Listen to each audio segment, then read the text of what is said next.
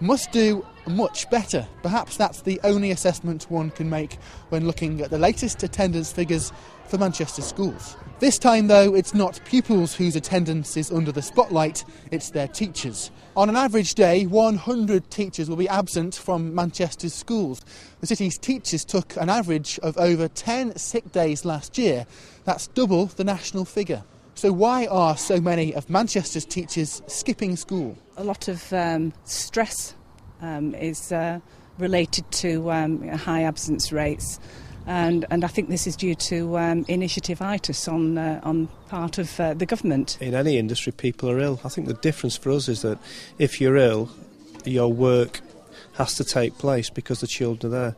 In other industries, the work stays on your desk and you do it the next day. A report card on Manchester schools would surely raise concerns about the sheer number of teaching staff taking time off for sickness or stress. Across Greater Manchester, the bill for supply staff to cover absence topped £28 million last year. We have a teaching staff of 130, and on any given day we might have up to 10 staff off, but usually it's 3 or 4 staff. And we're in a room now where we have cover supervisors looking after classes. So when the teacher isn't here, the teacher will plan the lesson.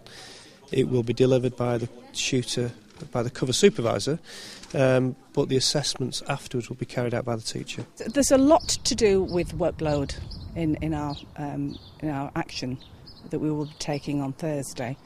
Really, it's the tip of the iceberg, fair pay for teachers. There's a lot of stress-related illness around, and we've just got to get to grips with that. Thursday's strike is the first teachers have taken in 21 years. Perhaps it shows how unhappy they are in their profession, but it also means they'll be away from the classroom again for another day.